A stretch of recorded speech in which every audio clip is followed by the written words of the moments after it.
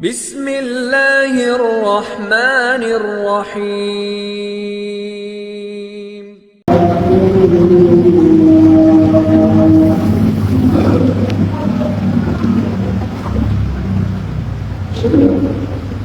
Assalamualaikum warahmatullahi wabarakatuh.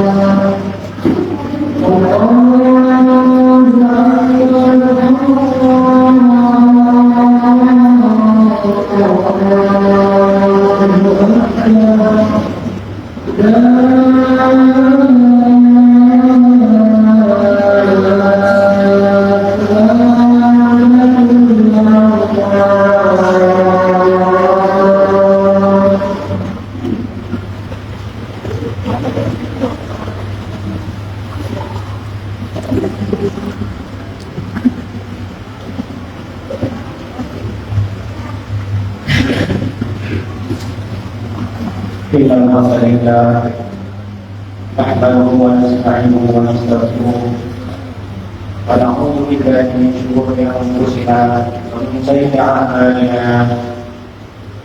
May yahdihillahu fala mudilla lahu wa may yudlil fala hadiya lahu. Asyhadu an la ilaha illallah wahdahu la syarika lahu وأشهد أن محمدا عبده ورسوله لا نبي بعده. اللهم صل على سيدنا محمد وعلى سيدنا محمد فقد قال الله في القرآن الكريم وهو أصدق القائلين بعد أعوذ بالله من الشيطان الرجيم. يا أيها الذين آمنوا اتقوا الله حق تقاته ولا تموتن إلا وأنتم مسلمون. فقال أيضا يا أيها الذين آمنوا اتقوا الله وقولوا قولا سديدا يصلح لكم أعمالكم ويغفر لكم ذنوبكم ومن يطع الله ورسوله فقد فاز فوزا عظيما. فقال رسول الله صلى الله عليه وسلم كل أمتي يدخلون الجنة إلا من أبى إلا من يأبى رسول الله قال ومن أطاعني دخل الجنة ومن عصاني فقد أبى أو كما قال رسول الله صلى الله عليه وسلم. Jemaah iman yang dimuliakan Allah SWT, pada kesempatan yang berbahagia ini, marilah kita senantiasa bersyukur pada Allah SWT Karena alhamdulillah kita semua Allah berikan kesehatan Allah berikan kita nikmat, berbagai macam nikmat, nikmat yang besar maupun nikmat yang kecil, nikmat yang nampak maupun nikmat yang tidak nampak. Terlebih lagi adalah nikmat iman dan nikmat Islam.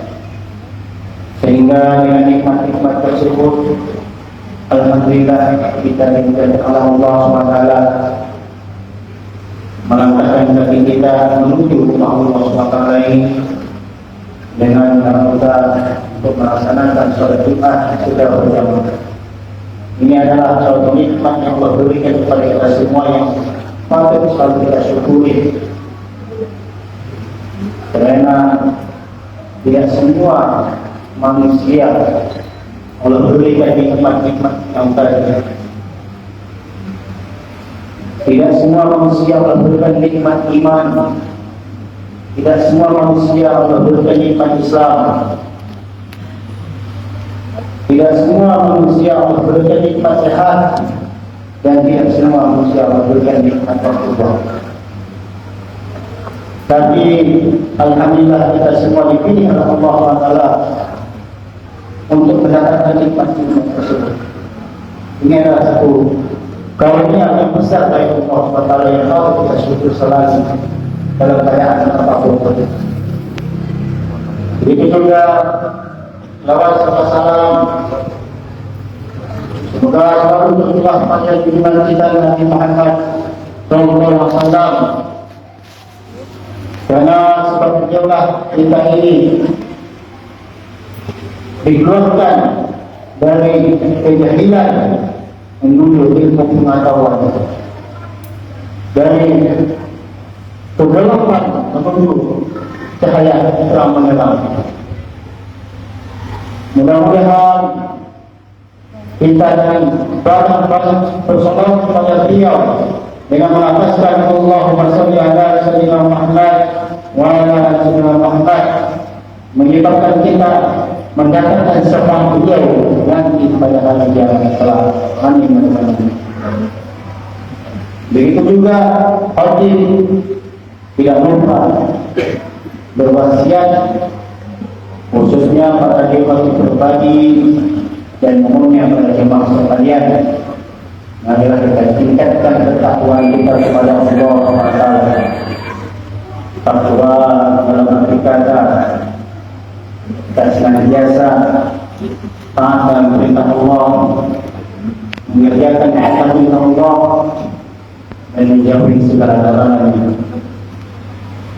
Karena sebaik-baik bekal kita menghadap Allah bukan harta benda, bukan jabatan, bukan yang lain-lain, melainkan sebaik-baik bekal kita adalah ketakwaan kita kepada Allah SWT.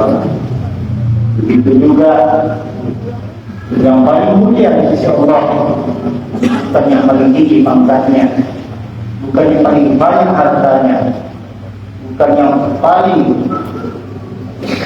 tinggi derajatnya, tetapi orang yang paling mulia di sisi Allah adalah orang yang paling bertakwa. Inna akramakum indallahi atqakum. Sesungguhnya orang paling mulia di sisi dia, di sisi Allah adalah orang yang paling takwa dan dia. Hadirin jamaah Jumat yang dimuliakan Allah Taala, pada kesempatan ini marilah kita sedikit membahas tentang keutamaan memakmurkan masjid.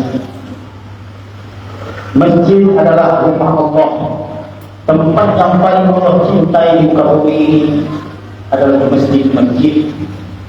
Dan tempat yang paling Allah benci di muka bumi adalah pasar. Orang yang hatinya selalu terpaut di masjid, selalu merindukan masjid, dia adalah orang yang pada hari kiamat akan mendapatkan naungan, yang mana dia ada naungan kecuali naungan yang perlu diberikan kepada orang yang selalu memakmurkan masjid. Ada golongan yang mendapatkan naungan pada hari kiamat, yang tiada yang dimana kita naungan kecuali naungan Allah SWT. Salah satunya adalah seorang atau laki-laki yang hatinya selalu terfokus. Selesai dia sholat jamaah di masjid, dia pulang tapi hatinya rindu ingin bila masuk masjid, rindu berjamaah di masjid. Itulah tanda-tanda orang yang beriman yang akan mendapatkan Allah. Orang yang beriman dia akan nyaman tinggal di masjid. Dia akan nyaman berdiam-diam di masjid, beriktikaf di masjid. Itulah tanda-tanda orang yang beriman. Sebagaimana dalam Al-Quran Allah mengatakan, innama ya'muru masajidallah man amana billahi wal yawmil akhir. Sesungguhnya orang yang selalu menghormati izin Allah, dia orang yang beriman pada Allah dan hari akhir. Orang yang di masjid hati akan tenang, akan tenteram. Sebagaimana ikan, dia akan nyaman tinggal di air. Dia akan tenang tinggal dalam air. Begitu juga orang yang beriman, dia akan selalu tenteram, nyaman apabila dia duduk di sini. Hadirin yang dimuliakan Allah SWT. Begitu juga orang yang membangunkan masjid. Barang siapa yang membangunkan masjid, maka Allah akan membangunkan baginya rumah di surga. Jadi ini tidak berlaku bagi mereka yang membangun masjid dari awal. Akan tetapi mereka yang berkontribusi sekecil apapun, baik itu tenaga, pikiran, harta, walaupun sedikit yang digunakan untuk masjid, mereka pun akan mendapatkan rumah di surga. Kata dari itu hadir yang dimuliakan Allah SWT, janganlah kita tahan harta kita, janganlah kita tunda harta kita untuk berinfak. Di mana masjid membutuhkan pembangunan, kita berhidup, berkontribusi, pikiran kita, tenaga kita, harta kita, walaupun sedikit. Itu akan menjadikan sebab Allah akan membangunkan rumah kita nanti di surga. Amin ya Rabbal Alamin. Hadirin yang dimuliakan Allah SWT. Begitu juga orang yang malu memakmurkan masjid akan mendapatkan pahala yang berlipat ganda. Sebagaimana yang saya bacakan tadi, yang artinya hanya orang yang memasukkan masjid Allah ialah orang yang beriman kepada Allah dan hari kemudian, serta tetap mendirikan sholat, menunaikan zakat, dan tidak takut kepada siapapun melainkan kepada Allah. Maka dari orang-orang yang diharapkan termasuk golongan orang-orang yang mendapat itu.